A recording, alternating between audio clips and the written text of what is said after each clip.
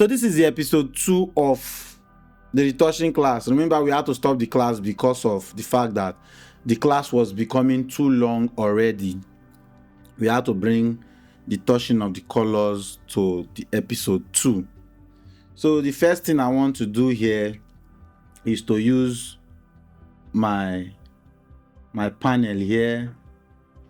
Use my panel here to fix whatever is not right here. So I'll use the skin tone. I'm using the skin tone, which I don't even need to measure. Can just fix skin tone. Come here, pick a color. I'll pick a color from my face. I'll pick from the forehead. Then I'll say okay. Maybe I need to increase this so that you guys will see. I don't need to do any other thing. I don't need to go through the process of trying to create curve and all. So right now, all I have to do now is to make sure I'm painting with a white brush. Then I'll paint it into the whole image. Paint it in.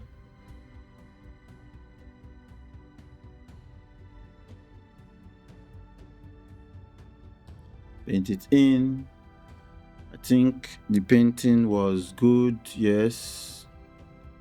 Let me paint into those little areas of the face. Painting was good, but I still want to do a little adjustment with the adjustment brush. So I use the adjustment brush and maybe I'm using the brightness and contrast. This is for those of you that are using the latest version of Photoshop.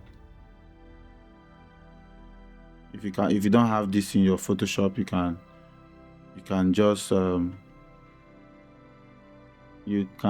I'll reduce my contrast. You can update your Photoshop, increase my contrast, and then just paint.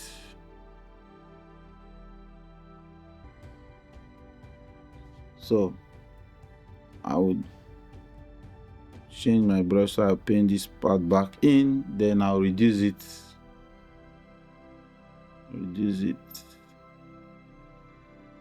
So before and the after, what I did was to just brighten it a little. I can actually take my time and brush this together by using the frequency separation. But like I said, I just needed you to know the right way to brush it. That's why I didn't do that. But I can take my time, brush this in, brush this in so that line will not be showing. Can do that. Then for this, I'll just go back to my regular brush and then invert it and paint this part off. So the line is not showing anymore. So I know a lot of you, that's the advice you would have given to me, but I really don't like it. It's making the image look somehow for me. So I will not paint the line off. I'll keep it like this and reduce the opacity so that it will be like this. This is fine for me. Then I'll merge everything together. The next thing I want to do is to reduce the size of her face. The face is looking too bold in my eyes. So I will Photoshop has made this easy where you can just come to this end, then just move the slider. So I'll move this in. Look at the face when I move this in and move this in. Doing that alone, you can see your before and your after, before and your after. Some of you might want to be doing this too much, which is fine for you, not for me. Then just say okay. Then another thing that we might want to do is to go back and liquefy this hair so that everywhere will be looking very okay. So we'll go back to liquefy. It's a wig, so you don't expect everywhere to be equally round, but you can fix it just pushing some of these areas.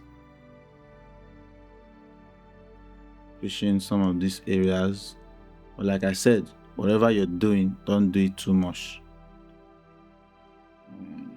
think this is a little bit more better. Yeah. Okay. This is fine for me. If you notice how I'm working, I try not to overdo anything. I try to just do it gradually, do it slowly in a way that it will not destroy anything.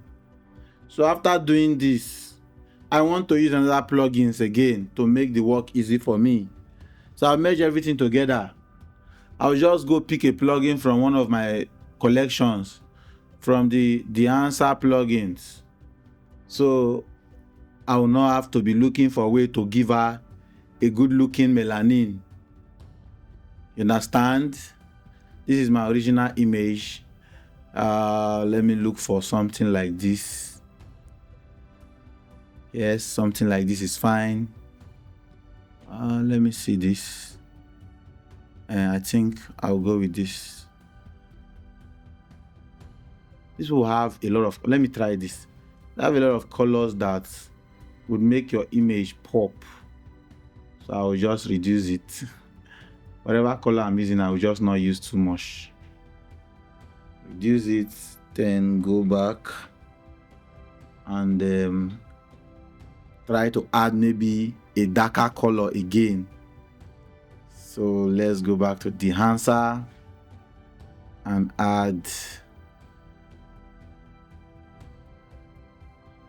oh no, that color again. Let's add something like this. Yes,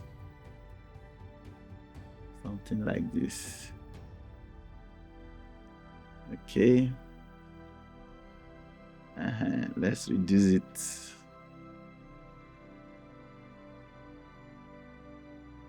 So let's put these two in a group. Group it. Here is your before. Here is your after. Here is your before. Here is your after. It's not every image that you shoot that the image should be shouty. Understand? Then let's add an S curve to make each color pop better.